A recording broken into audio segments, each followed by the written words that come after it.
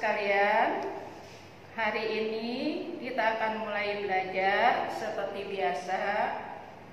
Nah, hari ini juga di awal tahun ajaran baru kita akan mulai belajar, walaupun belajarnya itu tidak di kelas atau tidak bertemu guru secara langsung, namun niat kita semua adalah menuntut ilmu. Itu merupakan kewajiban bagi anak-anak peserta didik MTS Al-Khairiyah. Apalagi anak yang baru sekarang, anak kelas 7 ya.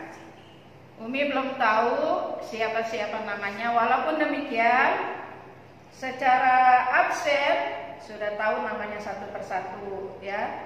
Kalian harus belajar dengan sungguh-sungguh, belajar dengan rajin. Sudah siap kalian untuk belajar? Tentunya sudah siap ya. Nah, sekarang langsung aja pelajaran ibu yang pertama, yaitu pelajaran atau materi atau pelajaran fikih yang pertama. Hari ini adalah hari Senin, pelajaran fikih yang pertama. Kita akan belajar masalah tohar. Pertama tentang toharoh. Toharoh itu artinya adalah menyucikan badan, menyucikan pakaian, menyucikan tempat dari najis dan hadas. Itu arti daripada toharoh. Kenapa toharoh dianjurkan? Karena toharoh ini adalah salah satu daripada syarat untuk mengerjakan sholat. Tanpa wudhu, sholat enggak sah. Ya, itu contoh daripada toharoh. Dalam Islam, dalam Al-Quran dijelaskan wasiyabaka fatahhir, dan pakaianmu bersihkanlah dan tinggalkanlah perbuatan dosa. At-tahuru satrul iman, kebersihan itu sebagian daripada iman. Nah, udah dijelaskan tentang toharoh, sekarang dijelaskan tentang najis ya. Najis itu adalah suatu peristiwa yang terjadi. Contohnya ya, buang air kecil itu termasuk najis. Nah, harus dibersihkan, namanya toharoh ya. Nah, kemudian langsung saja ke hadas. Nah, maaf, najis itu ada 3 macam. Macam-macam najis.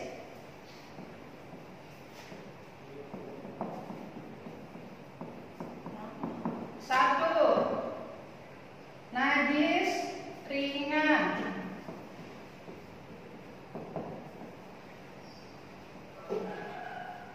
Dua adalah najis ringan ini disebut adalah najis mukhaffafa.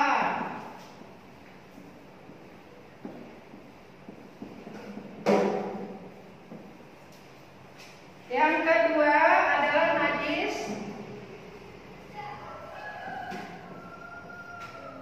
sedang. Najis sedang disebut adalah najis mutawassito. Kemudian yang ketiga adalah najis berat. Najis berat itu disebut dengan najis mughaladzah. Najis mukhaffafa itu adalah najis yang ringan, seperti contohnya adalah air kencing anak laki-laki yang belum ada atau belum minum apa-apa kecuali ASI. Itu contohnya. Yang kedua adalah najis sedang, mutawassito. Contohnya adalah bangkai binatang ya. Bangkai binatang, kemudian yang kedua adalah darah, yang ketiga adalah nanah, kemudian yang keempat adalah muntah. Itu adalah najis mutawassito. Kemudian najis mughaladzah itu adalah najis yang berat. Contohnya adalah kotoran anjing atau jilatan anjing. Nah, selanjutnya yang termasuk kita melaksanakan toharoh itu adalah hadas. Itu hadas itu ada 2 macam, ada hadas kecil dan ada hadas besar. Kalau hadas kecil itu adalah contohnya keluar dari 2 lubang, kubul dan dubur. Contohnya kentut. Ya, itu termasuk najis yang hadas yang kecil. Kemudian ya, kalau hadas besar itu contohnya adalah ibu-ibu yang habis melahirkan, kemudian perempuan yang habis menstruasi, nah itu adalah termasuk hadas besar.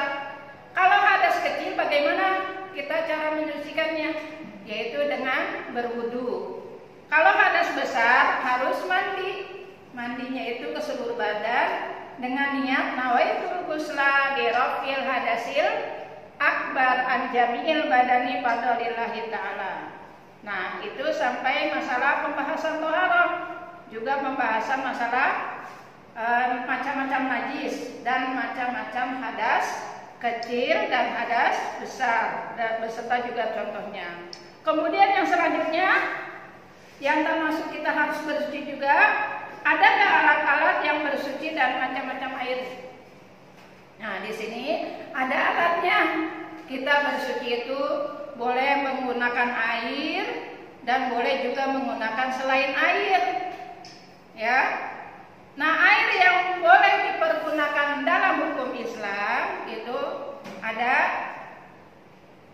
4. Ya, air mutlak, air makruh, air tahir ghair mutahhir, dan air mustakmal. Ya.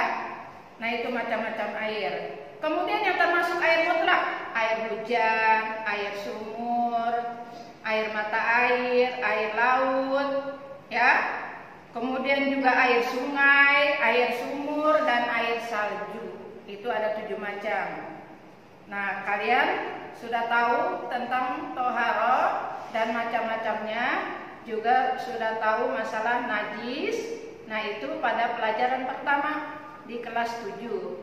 Jadi ibulah, tanpa toharoh kita tidak sah mengerjakan sholat, kita tidak sah mengerjakan untuk ibadah kepada Allah Subhanahu wa Ta'ala. Nah, sampai di sini.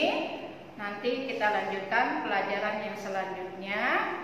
Kemudian dihimbau kepada anak-anak, walaupun dengan secara tidak langsung, coba dengan pelajaran ini kamu ambil kesimpulan apa yang dimaksud dengan toharoh, apa yang dimaksud dengan najis, apa yang dimaksud atau macam-macam najis dari pelajaran tersebut. Nanti insya Allah ada pelajaran selanjutnya masih tentang toharoh, yaitu masalah tata cara bersuci. Itu diantaranya. Dari Ibu cukup sekian, nanti insya Allah dilanjutkan, ya.